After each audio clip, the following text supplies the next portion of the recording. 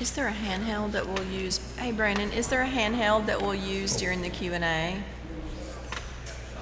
Okay.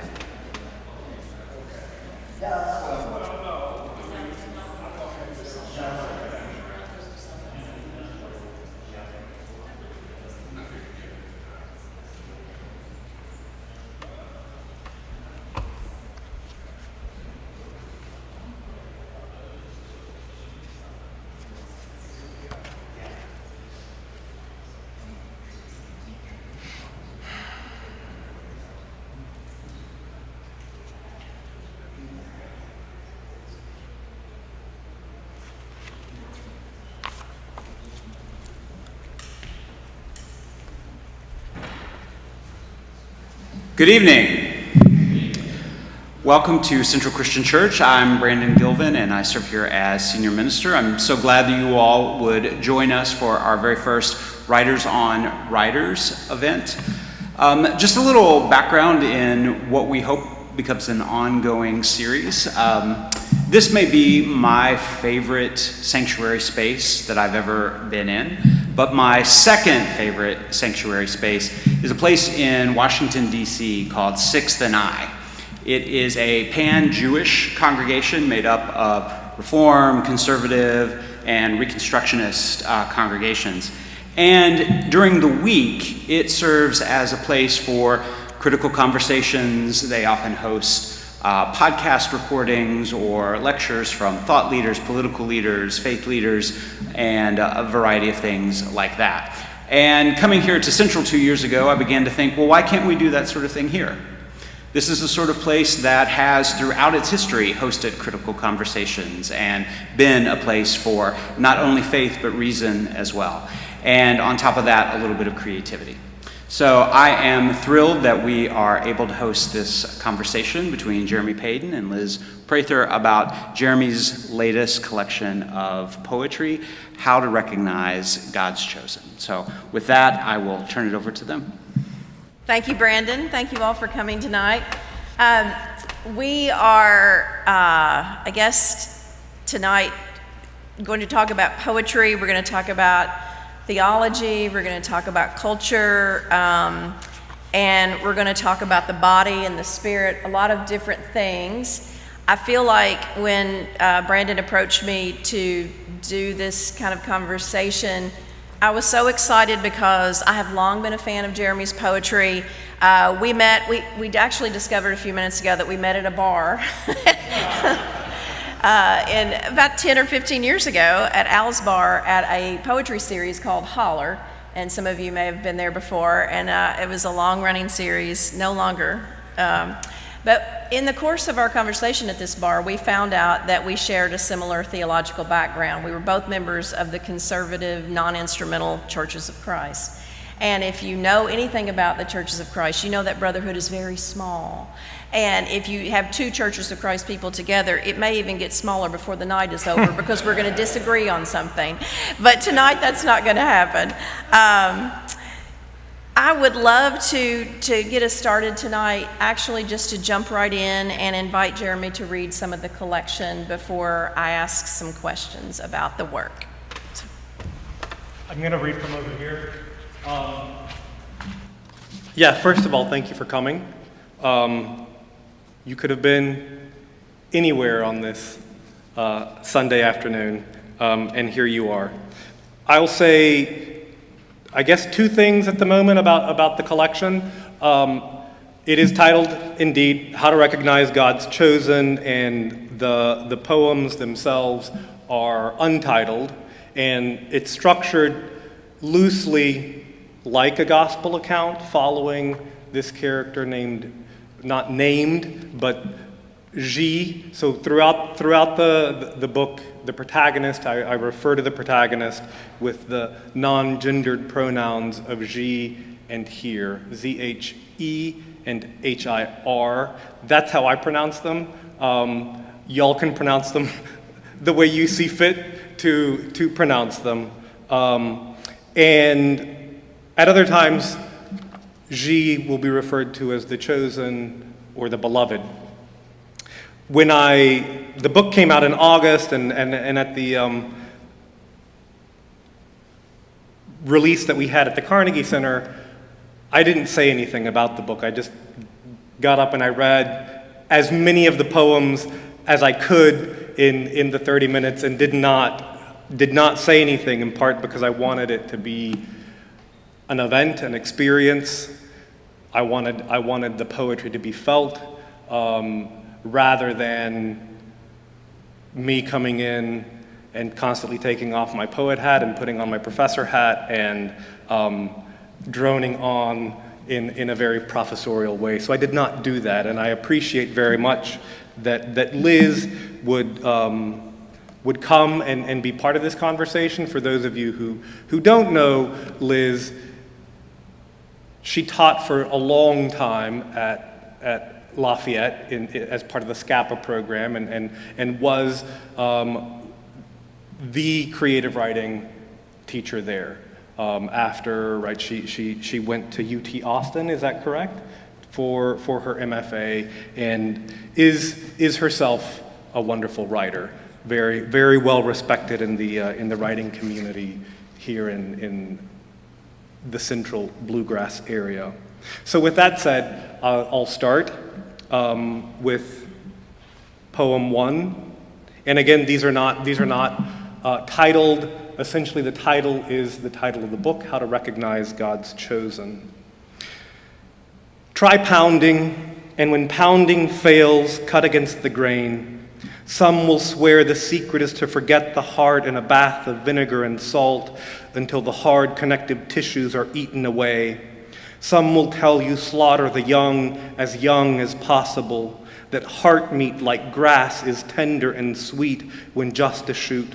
Some will insist on the use of cloisters and penitence, on the need to give one's backside to the world.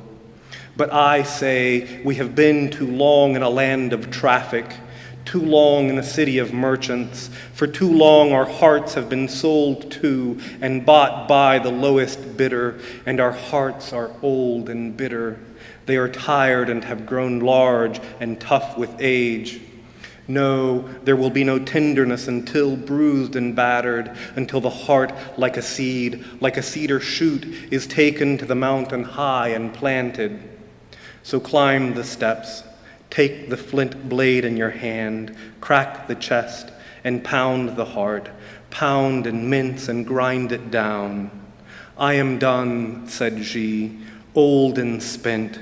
So heart and hand and bleeding, I give it to you. Give me nothing in return. I've worked it over and still it's tough. Beat it, and when your mallet has done what it can, slow braise it, then place it under your knife, cut against the grain, and scatter to the winds. 2. Who is this G who speaks of sacrifice, whose heart is to be cut out and pounded, to be served up to the fire and the blade? Who is this G, and who are those who follow? 3. G is the beloved, and here life, like all lives, is first blueprint, sketch, and then departure, improvisation, yes, even deviance. Legends swear otherwise, tell of a child so self-possessed, so obedient to the plan that jackals and cherry trees, asps and wandering tricksters look on in wonder. Tell of portent such that kings covetous will slaughter even suckling babes. Yet G is the beloved, and like all beloveds, G wonders, G doubts, G wanders, for no life, not even the beloved's, is simple. 4. Scholars comb the archive like a parent combs louse-ridden hair. Diggers descend through layers of detritus and ruin for the slightest residue. Archivists and paleographers read script like hunters do the tracks of prey. Priests protect their mysteries, some by lording over the secrets, some by giving them away like water, like air, like butterflies. The congregation debates the merits, grasps onto flotsam and jetsam. Teachers argue over prepositions and the drift of language over time. And the faithful, disown each other over the betrayal of translation. 6. Xi is numbered among the abandoned, bereft, counted among the newborns left to the elements, forgotten at the cliff's edge. But Xi will return to stand at the threshold and call all the dispossessed to gather, all those turned out, given up, and they will come for a feast of stones and flowers. Each will bring what they have, the river-rounded quartz and the cold cracked flint, the violet and the dandelion, and they will bring their nests of straw and feather down, knocked loose by the wind. No journalist, no professor of political science, no writer of policy or film script will notice Xi or those gathered below the cliff around the fire, but they will thrive on their flowers and stones. They will live and thrive and turn to dust, Xi and all the congregation of God's chosen. 7. An early story found in clay pots. Scholars dispute whether Xi is a name, a pronoun, or an article. Those in the congregation of the chosen who call themselves the faithful came to Xi and asked, "How can we tell others what you are like, Master?" And Xi answered, "No one is your master, certainly not I." To which one of them replied, "But who will marshal us when we storm the temple?" And another, "Who will perch in the turret of the lead tank when we ride into Babylon?" And another still, "Who will write the new laws?" To which Xi answered, "Here is a well, and here a bucket. Let us draw water and drink while we still can. In time, the snows will all melt away, and this well will not be deep enough. But for now, we are together, and we thirst, so let us drink." 8. Xi speaks not with knotted ropes, salves of spit, mud and herbs bruised, not with sound of thunder or clap of powders bright before dazzled eyes. Whether Xi wields a sword, strings a bow, dons male shirts to go down and enter the fight, accounts differ. Who or when, what or how God's chosen are and come, none can say. Some swear Xi drinks of spirits with thirsts unquenched and dances with all the damned. Some curse the name of those who think Xi does not deny all pleasures of the flesh. Yet when Xi tabernacles with us and shares in the bitter cup of wine that all are given, none will know until after the pistol-whipped body is taken down from the barbed wire fence, until after the body chained to the bumper of a truck is dragged through city streets and left at the morgue, with no one to claim the corpse, with no one to cry out, "Here lies the very goodness of God." 10. Throngs will come. Throngs will press in on every side. At times this will seem like a mad frenzy, like the crush of an angry mob. At times this will seem like the crazed adoration of youth, caught up in the throb of hearts and hips and the rhythmic slapping of strings electrified, of heads lost to the pulse. At times this will seem like the faithful going down to the river to bathe. But come they will, for who has seen such beauty? The beauty of the pure in heart, of the chosen, of a body that spins and dips, that catwalks and floor works through this crowded world for no other reason than there are times when life makes the body sing. This verily is that. Xi will stand on the shores of a lake at sunset, will sit on the crest of a hill at noon, will pull away in the night to a mountain orchard to be, and the stillness of your body will be heard as a song, as a chant, a silbo gomero, a cooling. 12. Xi is the beloved. The beloved is the homeless boy who's wandered down from a country named Great River, who's tricked nights in the berths of tractor trailers for southbound rides, for rides away, away, away, who sits on the curb in a cul-de-sac, here does not know and says, I wanted to bed down in the woods, but that's not how the highway spins. 14. The faithful sniff about for evidence of being chosen. The faithful divide and divide again until division stands as the only proof of their fidelity. This is not that, some faithful proclaim, and they pare the stories down with pumice stones and scissors. All those repetitions, all the bothersome differences in all those repetitions, smoothed over, cut out, so the dead can bury the living, and a third school, and a fourth arise and preach, winnowing forks and wind and little else. This is a test they preach. God tests all those who are chosen. 15. A late story found in a cave that some believe to be the library of a loose collection of desert hermits. Once, when Xi had left the crowds flowing into and out of basement lounges and speakeasies to find a quiet spot. Once, Xi had climbed all 102 stories to the top deck. Xi found here was not alone, not even there. High above the city, yes, even there, people with questions. Tell us, they said, when one falls asleep in matins, should we pinch the slumberer awake so they take up their prayers again in earnest? To which Xi responded, let them sleep. Please let them sleep. Give them your lap for a pillow and let them sleep.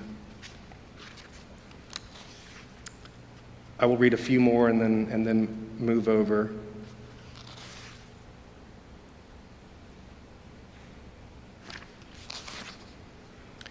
Xi is the beloved. This is 24. The beloved is the neighbor who no longer remembers why or when they took to drink, whose intemperate days slide into nights bitter and slip into mornings of gall and bile. And the beloved is the neighbor's fleeing partner, polished down to hard sadness and bright anger, stripped to nothing but the scent of vinegar and acid that clings to the bed sheets and the breath. 26. Xi is the beloved. The beloved swims the river with her child on her back, and when the current is too strong, with her child on her stomach and chest. And the beloved is the child shivering. And the beloved is the child gasping for breath. 28. Sometimes God's chosen decides, no longer do I want to be God's chosen. Sometimes Xi walks out on it all and asks, God, who are you to choose whose are yours? Sometimes Xi goes and sits under a willow beside a stream and says, no, my body is temple to nothing and no one, and says, my body is stone, nothing else, and asks, what is soul to stone, and what is stone but earth baked hard and dry?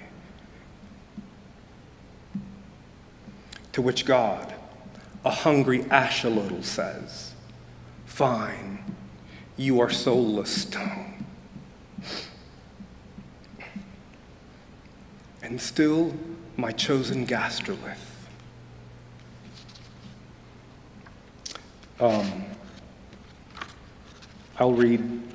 Let me read two more, and then we'll move over. 23. Xi will wake to bird song at dawn and to wet gardenia. I hope you guys could hear the ending of that last one, despite the emotion in my voice. G will wake to birdsong at dawn and to wet gardenia on bright breeze and call this new country paradise. G will say, yes, this is paradise, and will gawk at streets of crystal buildings until the beggars, and G will know this country pleasant's a secret dark, will think all the plenty is not abundance in Saturdays. And all G had ignored when calling this land Beulah will come to mind, all the sirens and the weeping, but still the dawn and the songbird a lightness will bring. And G will call this new country not paradise. And G will say to this not paradise of wailing and sirens, of abundance of want and weeping beneath the crystal buildings, of plenty that is not blessing, and of secrets darkly pleasanted, G will say, I am the dawn and the song. And G will rise full of gardenia and walk to the wailing and sit with the sirens, and Saturday with those who bring death. Saturday with them, a lunch of June Beulahs, of gardenia blessings, wet with breeze. And I will end with this one, and then we can get into a conversation. 40, a sermon in verse. The world is a house on fire, G said. And when G said house, G meant cathedral, mosque, temple in the heart of the city, gone up in flames, gone down to ash. The world is a mosque on fire. And when G said world, G meant body. And when G said fire, G meant St. Mary Baptist, meant 16th Street, meant some row house on Osage Avenue. The world is a body on fire, G said. And when G said body, G meant a Gothic cathedral in the heart of Mosul, a temple on Osage Avenue, a house in the middle of Jerusalem, a living church in a car on a street in Texas or Michigan or Georgia, a row house full of dancers at the corner of South Orange and Esther. And when G said fire, G meant arsonist, police, drones, meant a man with a gun. The world is a house and it's on fire. And when G said house, G meant body. And when G said body, G meant world. And when G said world, G meant Holocaust. The world is a fire that smolders on the edge of town. Fire is a dance house, an everlasting furnace. It's a body bright and fallen from heaven. The body is a house that is the world in flames. Thank you.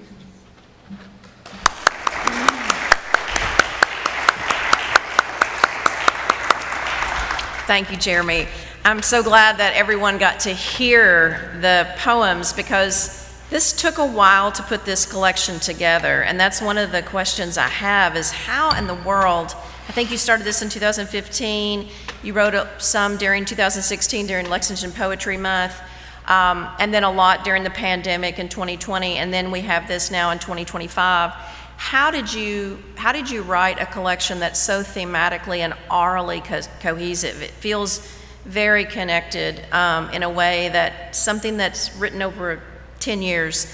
How did you sustain that? Well, so I think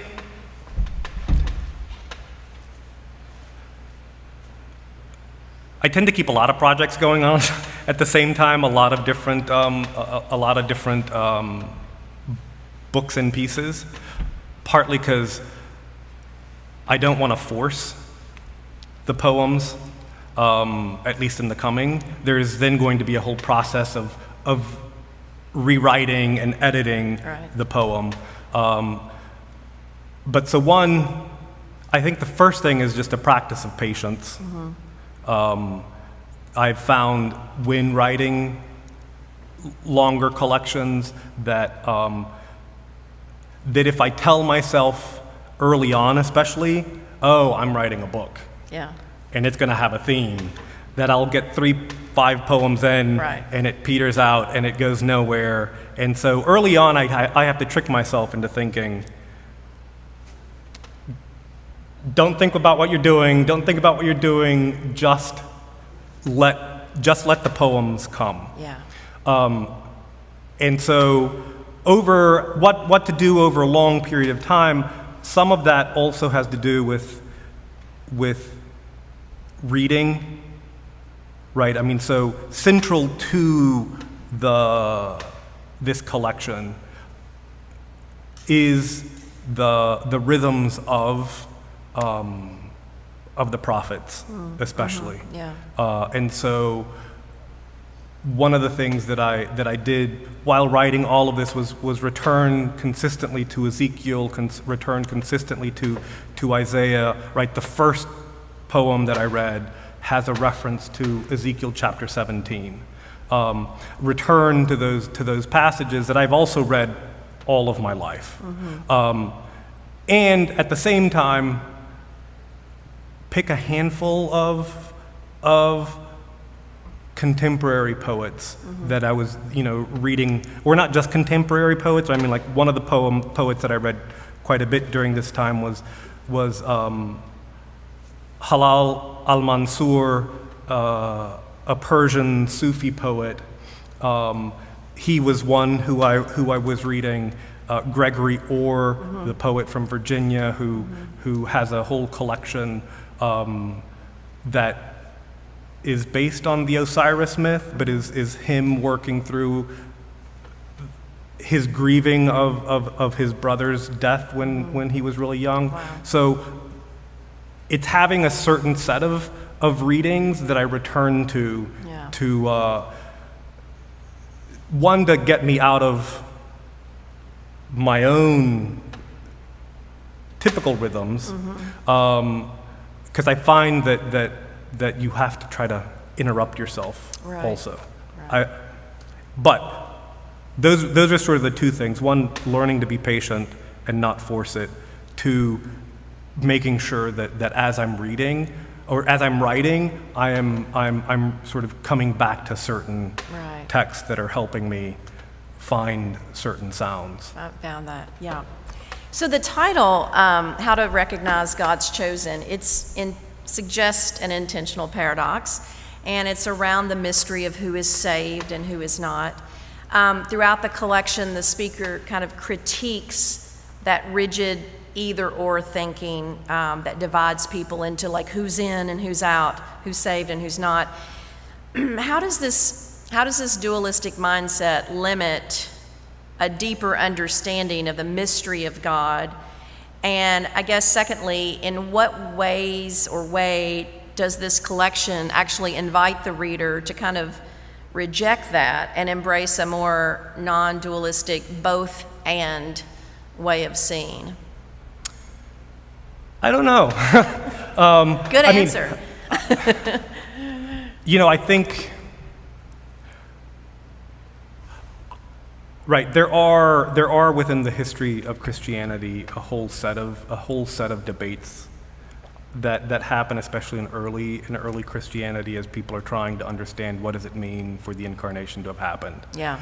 And quickly what happens, you get into arguments, and you build these rational constructs to prove one thing or to prove another thing, and that's one of those things that you end up arguing about. And I'm not, and this is something, right, as two people who come out of the churches of Christ, reason is very important to our theological identity,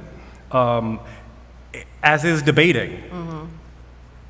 Right, we would routinely debate the Baptists to let them know how, in fact, they were going to hell because of certain theological inconsistencies, or what we thought to be oftentimes about practice. Yes. And I'm not sure, even with this, I think that when looking at whether it is the Gospels, despite the fact that John makes strong claims at the beginning and even running through it, and I'm not sure, even despite the sort of hymns that you get in the Pauline epistles, that the New Testament actually ever settles what to do with the divinity of Jesus, and what that means, and what that means in terms of whether or not, a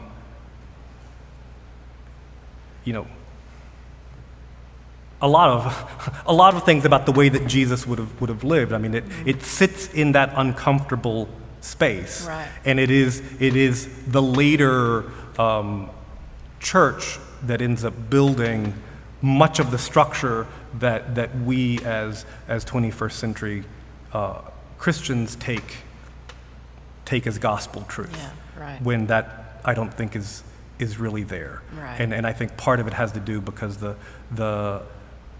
those texts aren't approaching this question in the same way that we do, given our Neoplatonic inheritance. Yeah. And that seems to me to be a moment of inflection and change within the way that that the West understands both divinity and incarnation.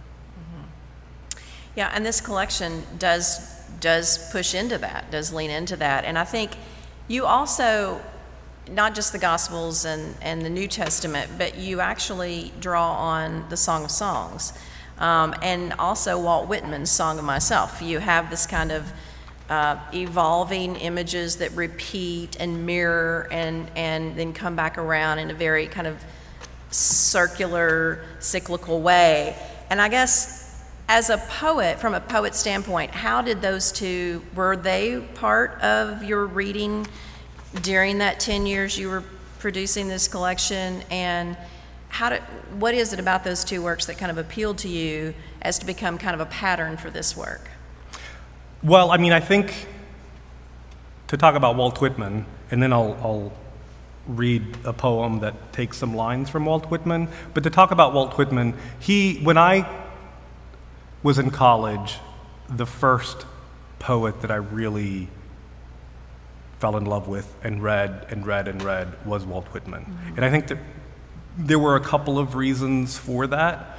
One, because Whitman himself was drawing from the rhythms of the King James, and while I largely grew up, I mean, I knew the King James, I largely grew up reading the Revised Standard and the New International Version, and a handful of other English language translations and Spanish language translations. Still, that rhythm, in terms of the use of anaphora, that the repetition of a word at the beginning of a line, the use of parallelism, and those structures that are found throughout the Psalms and then throughout the prophets.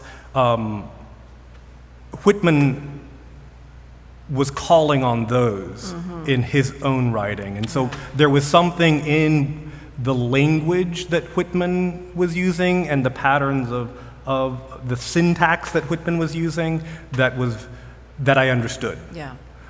Because of the readings that I had grown up doing. The other reason was because I grew up the son of missionaries, largely abroad, largely in Latin America, and the U.S. was always, I mean, it was part of who I was, but it was always at a distance. Yeah. And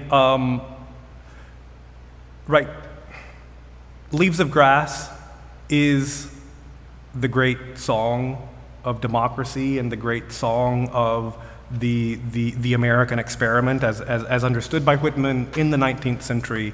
And so there was a way of reading him that was helping me understand, okay, what is this that I was born into in terms of nationality.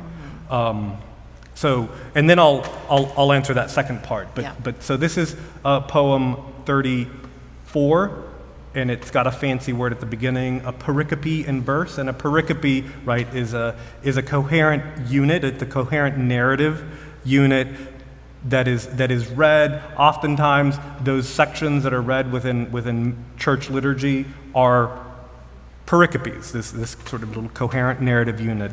So a pericope in verse with some lines by Walt Whitman. Xi showed up at temple and read from the scrolls. Some accounts say Xi was pushed to the town's edge. Some accounts say when Xi read the scrolls, all that was difficult was at last understood.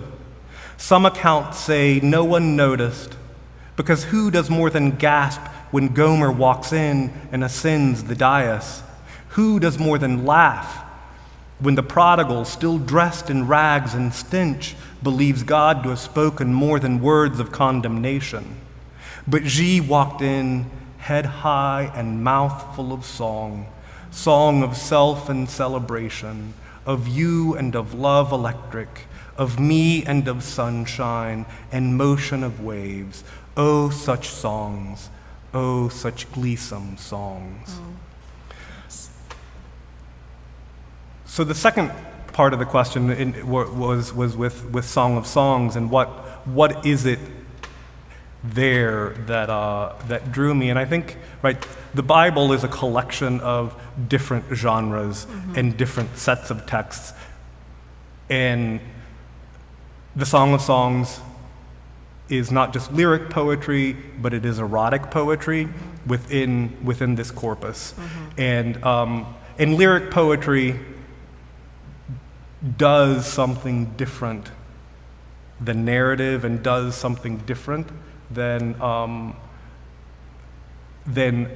history, and does something different than theological argument and exploration, and that was actually what I was wanting to do in this collection, was write lyrical poetry. Was try to find a way to sit with ambiguities and tensions in my own faith without closing things down in terms of making an argument, and I think that is one of the things that lyrical poetry does, and does differently than other genres within the Bible. And opens up too. So you mentioned this earlier, the choice of the word Xi, and in poem 7, the speaker kind of highlights that ambiguity that you just mentioned. It's a name, it's a pronoun, it's an article, but throughout the collection, Xi becomes the beloved, but also the mother fleeing war, the homeless boy, the immigrant child, the transgender minister's daughter, the alcoholic, the abandoned, the exile, and the scapegoated. So tell me a little bit about what guided your decision in choosing that, and as the central identifier for the collection's subject, whatever that might be. So, in part by answer, but in part, I mean, let me start first with a little story. Maybe 2 years ago, I was at a poetry festival in Bolivia, and there was a Romanian poet that was there, and so he had talked about what he was working on, and he asked me, so what are you working on? And so I told him this, and noted that throughout I was using non-gendered pronouns, and he made an ugly face and presumed, not that it's not political, but presumed that the intent itself was political. Right. And I would say that actually the intent was theological. And I think that while theology and poetry, but also theology and politics go together, I think that approaching it from a theological understanding rather than a political use of the language is a different thing. Right. So theologically, right, I think if we take the idea in Galatians to be true, that in Christ we are neither Jew nor Greek, we are neither male nor female, we are neither free nor enslaved. What do we do with that? Right. There is in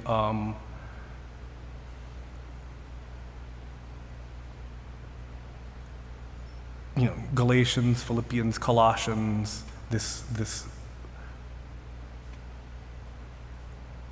radical understanding of equality. Right. Right. And so that was one of them.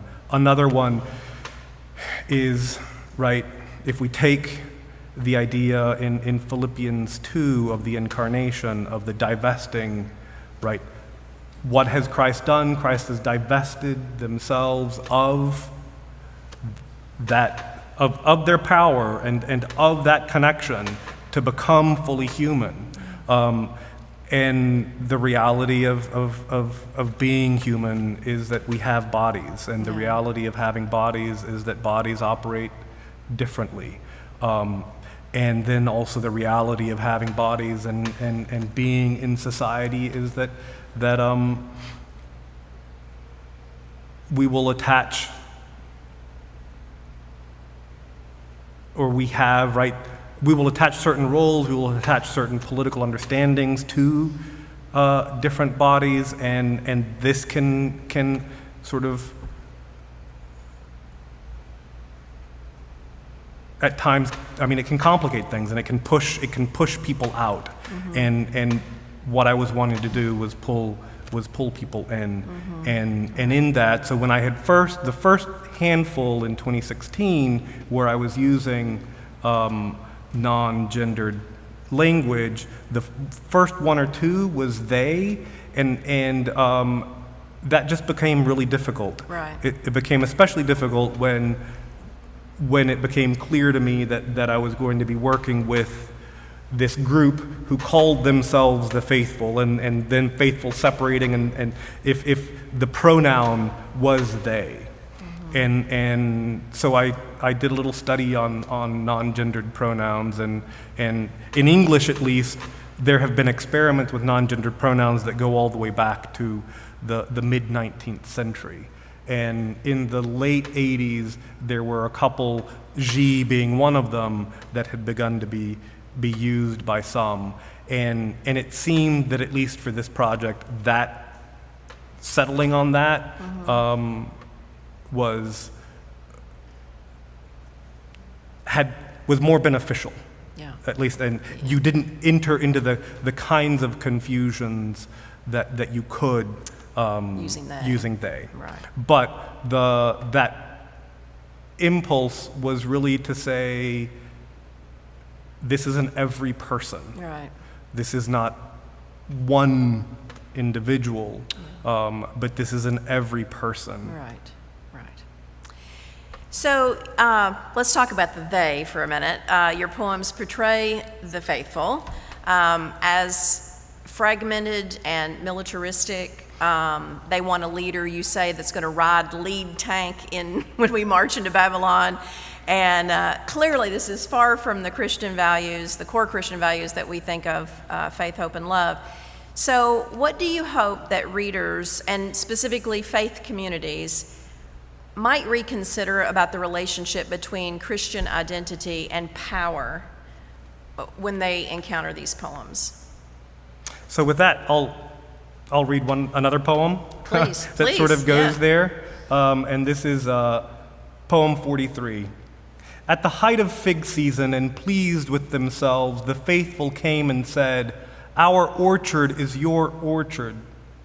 Ye gazed upon their barren plot, and they said, "We have followed all the teachings you gave us, Hands have been severed, eyes gouged out. We have cursed the trees and we've left the dead to bury themselves. We are the faithful who hate father and mother, who've sold all to buy extra lamp oil and these guns.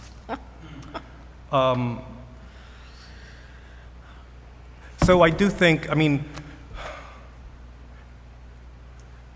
Christianity, when it is working as it did at first, is a religion of the masses. It's a religion of those who have been dispossessed, who have been cast out, who have been overlooked, who have been pushed to the edge and pushed to the margins, and who don't have access to power. We have not lived in that kind of Christianity for a long time. Right. Early on, Christendom was developed, and much of the history of Christianity is the history of Christendom, where Christ and kingdom come together, and where the teachings of the church, the teachings of Jesus, get turned into allegories. Right, the teachings where Jesus is plainly talking about what our moral obligation is to the other, get turned into allegory, and we find ways that we don't have to pay attention to them, because they become matters of spiritual enlightenment rather than matters of practice. And how we live with each other, and they become associated to practices of power. And I think I've forgotten your question, but but I think that yes, I think that for the Christian community to live out that vision of the blessed community, to live out that vision of an open table, to live out that vision where right in John 17, where we're called to love one another, and that love is what is going to be that which identifies us in contradistinction to everyone else. That's not what we do. And I think it oftentimes is not what we do because we get caught up on wanting to know who's in and who's out and what's right and what's not right. And there are those moments in the teachings and in the parables of Jesus where we can, latch onto and bludgeon each other with them because, oh, well, you'll know a tree by its fruit, and obviously that's not the right fruit. Forgetting, of course, that to mix all of my metaphors and my parables, right? To forget the sort of tree that's growing out of our own eye. Right. But Yeah. so I would hope, I'll read one, sorry, I apologize. I'll read No, one more poem please read it. as a way of this says it better than I could right now. This is poem 44. The faithful came to Xi and said, "We have heard some teach that doubt should be doubted, that to ask and seek and not to be certain is to be but a plastic bag in the bed of a pickup truck, lifted out and tossed about by the contradicting winds, cast off by 18-wheelers racing to deliver their goods." And Xi answered, "Yes, the certain are very much like tractor trailers barreling down a mountain speedway." Unhappy, the faithful responded, "Tell us about doubt and what we should do with those among us who doubt. For doubt is an acid that eats metal, a virus that can be caught unawares." And G answered, "I give unto you that which was given to me, mercy. Mercy is greater than doubt." Amen. Well, I'm going to ask one more question, and then we're going to open it up. We've got the last 10 minutes. Open it up if you all have questions for Jeremy. The last question I have is kind of what you talked about earlier, the difference between, or the separation between the sacred and the bodily. So the poem suggests that the sacred is not separate from the body, but is actually revealed through it. In what way do you hope these poems show us that the divine is in the everyday material world? Yeah, I mean, I do think, I think that the moment when Christianity got passed through the sort of Neoplatonic filter, and what makes us Christian is knowing what we believe, and belief being a set of tenets rather than belief being a practice of how we live with each other, that right at that point we start moving into this problem that later on we characterize as the body versus the spirit problem, the mind versus matter, and it seems to me that that more than I mean, it seems to me, to sort of go back to Gerard Manley Hopkins, right? The world is infused with the grandeur of God. It is there, and it's shimmering in the foil, and even you can even see it in the oil slick and the rainbow that you see there. The world is infused with the grandeur of God, and I tend to think that this fear that we have of making sure that God is out there and above and not in the mess of our lives and not in the mess of the world is a problem that we bring, and it's not a problem that is even present in Scripture. Right. We are breathed into existence, is that image that you get in Genesis. And it's not just in Genesis, it reappears in the wisdom poems in Proverbs and the wisdom poems in the Psalms. We are breathed into existence, and we are held in existence by God. And so with that, I'll read one more. No, I won't, because... No, read it. Go read it. Okay. This is poem 38. The faithful came to G and demanded a song of Zion. So G turned and chanted, praised the sturgeon and the lungfish, praised the ginkgos and echidnas, the puzzle monkey tree and the horseshoe crab. But G, the faithful, said, we want a song of heaven, of everlasting life. So G turned again and sang, praise the resurrection plant and lichen, the snapping turtle and the hellbender, praise the yew, the bristle-cone pine, and the sacred fig. But G, sing to us of a time outside time, sing to us of the great beyond.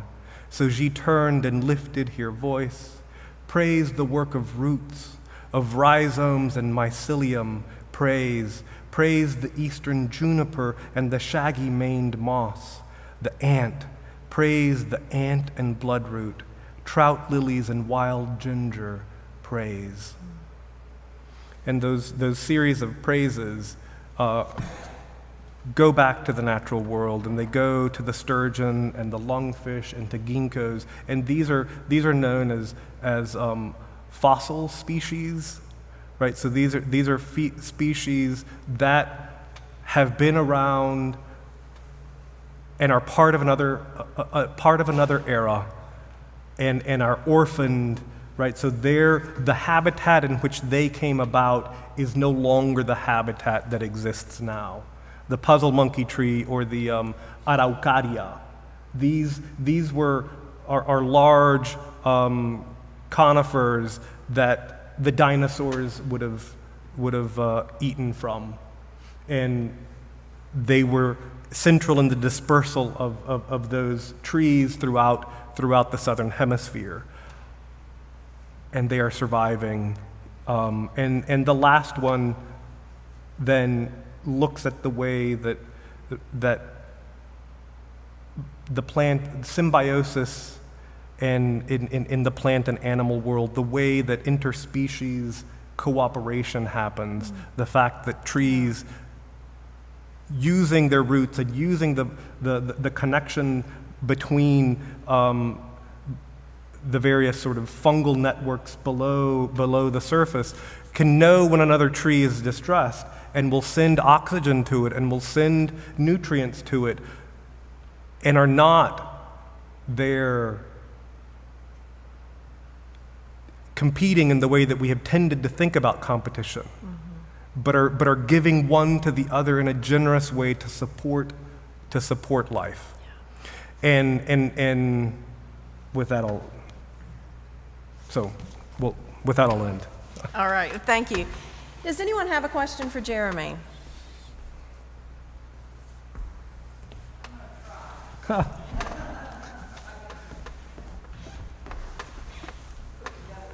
Thoughts.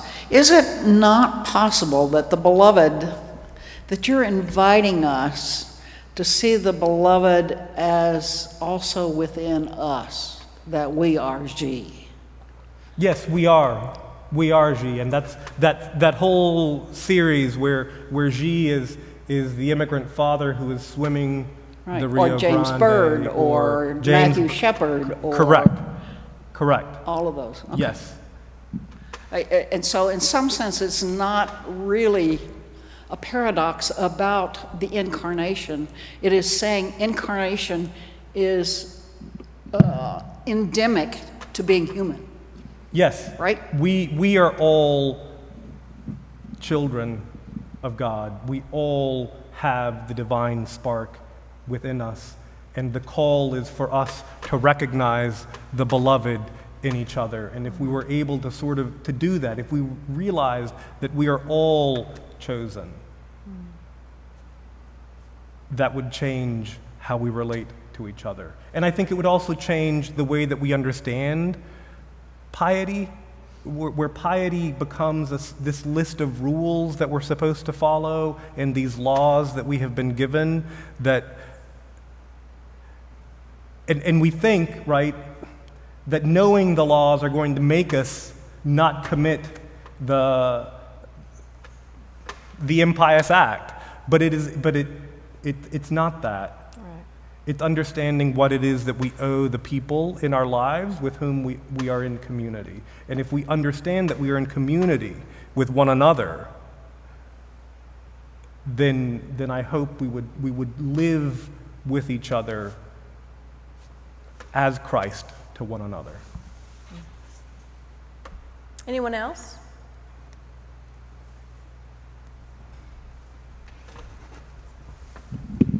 Hey, Jeremy. There's three groups that are mentioned prominently in your books, and I was wondering if you could maybe compare the groups and tell me what the difference is in between them. The first one is the gathered, then you speak about the faithful, and then the beloved. What is the difference between those groups? I know a person can go from one to the other, but could you maybe talk about what the difference is between those three? Yeah, I mean, the way that you're right. And I think that especially early on when I was thinking about the gathered were those drawn to Xi and the beauty of Xi, and the way that I ended up using the faithful is that normally the faithful are the people who call themselves the faithful, because they're the ones who then use that as a designation to separate themselves from others and to say, well, you're not being faithful. And there is a poem in here, right, that I won't read it, but that sort of riffs on that, right? The gathered split into the faithful on one side and the faithful on the other. You are not the faithful say. We have seen you wash your left hand before your right, have seen you eat foods forbidden on days of new moon and old. Harlot and heretic, welfare queen and drag are flung from soapboxes on street corners, right? So the way, at least the way I use faithful through the collection, is the faithful are self-designating as faithful and are then using that as a way to call others within the gathered as the not faithful. And there is something of an ambiguity between the gathered and the beloved that kind of go back to what Nancy Jo was asking, where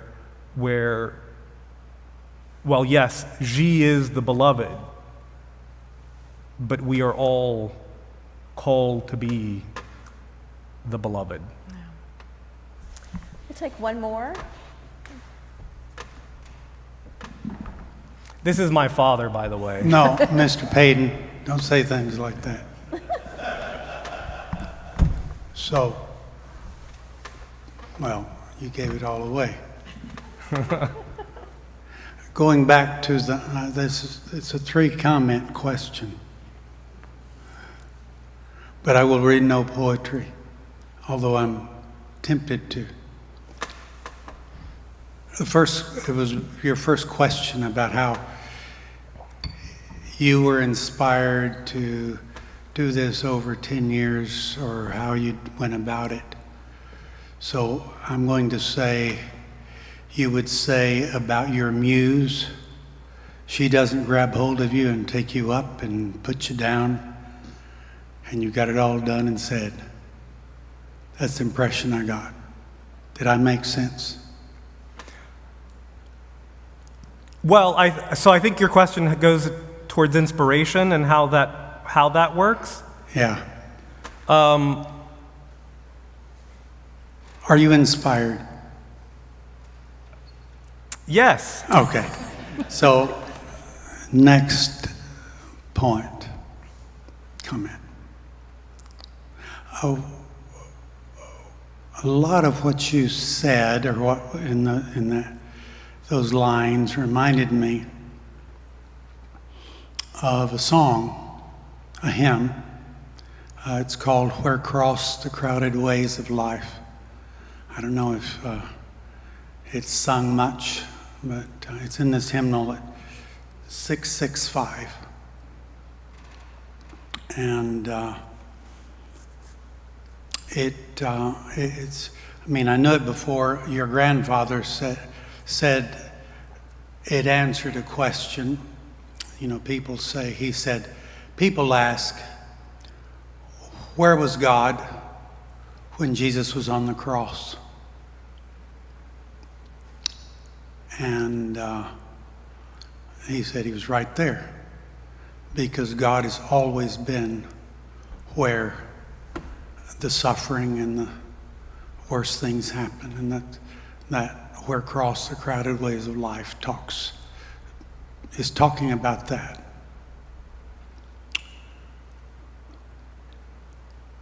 Thirdly, so I was just what it reminded me of, some of it.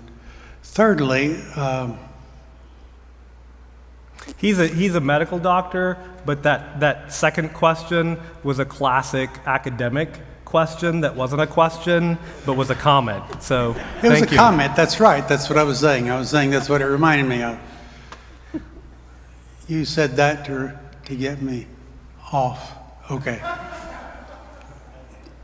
So, last thing. You spent too much time with Ezekiel. It's pessimistic.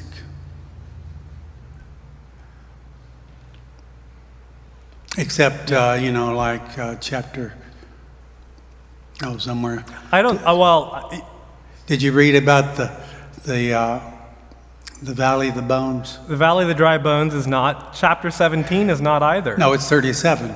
No, but what I mentioned was the first poem calls on chapter 17, No, I know. which And I was God saying, but takes you the said you shoe- went back to it and went What's that? back to it. I'm your father, don't talk. Sorry, go ahead. You went back to, and I just said you spent too much time in Ezekiel. Because it's not just the first century where there was a idyllic church. I think it occurs all the time. Yeah. It is present. We, in this country, need to be much more of a repentant church because we're too afraid of being where across the crowded ways of life. Thank you. Well, thank you. They turned it off. Dane, did you have a question? Sorry. I loved what you were saying about the world being on fire, though maybe pessimistic. If the world is on fire, how do you think we should put it out? Or maybe one of your poems pontificates on that. But if the world's on fire, how do you think we should put it out?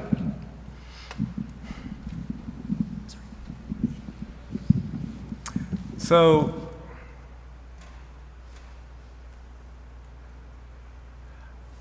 I think it's living into the love of God. I mean, we are called to practice.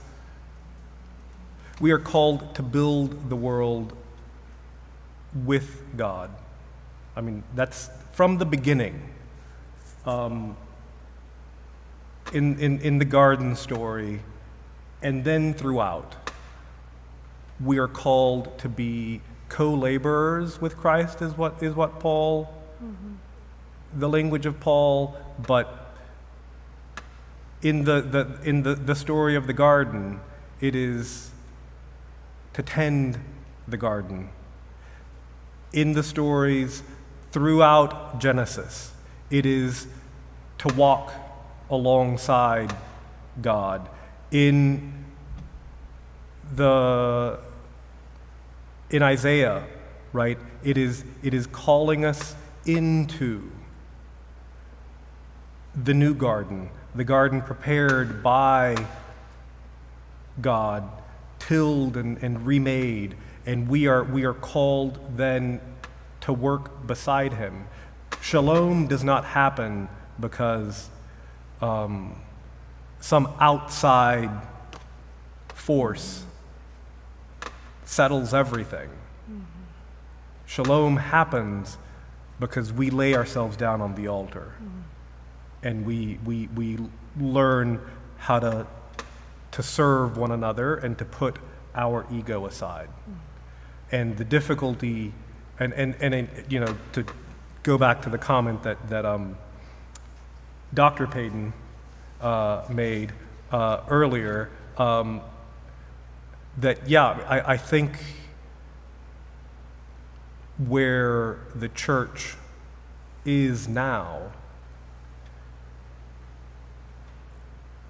this isn't the call that we're hearing. This is not, we are not being called to serve any of our fellow humans. We are being called to show the world how right we are, and we are being called to continue in a set of practices that have ruined the environment, that have ruined other lives, rather than living out this self-sacrificial love that we see in the example of Jesus. That's the only way that we can overcome it. And the difficulty is that means also facing our fears. But you know, that is That is that good work that God has set aside for us and called us into.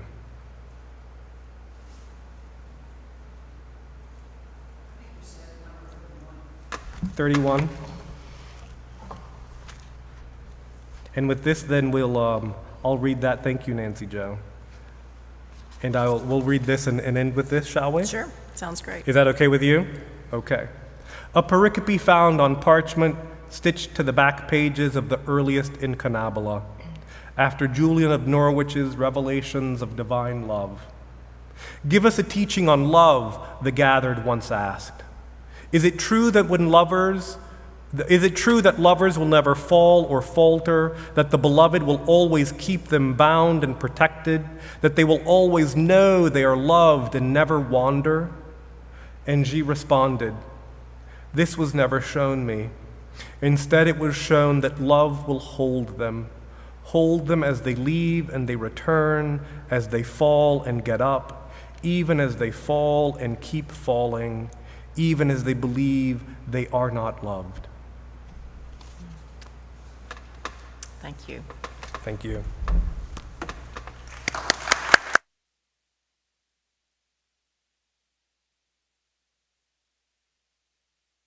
Thank you all for coming. I believe there's a reception, is that correct? Yes, Jeremy has very generously provided a reception in Cafe Central, which you'll find as you go out of the sanctuary. Take a left and then take another left. You'll see it. Just follow the smells of wine and cheese. It'll be right there. I want to again thank you, Liz, for this wonderful conversation, and Jeremy for helping to share your good work with us this evening. There are also a limited number of copies that you can purchase. If you have your own copy, Jeremy is also willing to sign those as well in Cafe Central. And if we run out of copies, there is a QR code that you can use to order your own copy, and you all can set up a date to meet somewhere to get your book signed. Yeah, and if you're here in Lexington, I will drive to your home and sign it. Indeed. Will you DoorDash it? I will absolutely DoorDash it. All right. Well, thank you all again, and what a great evening.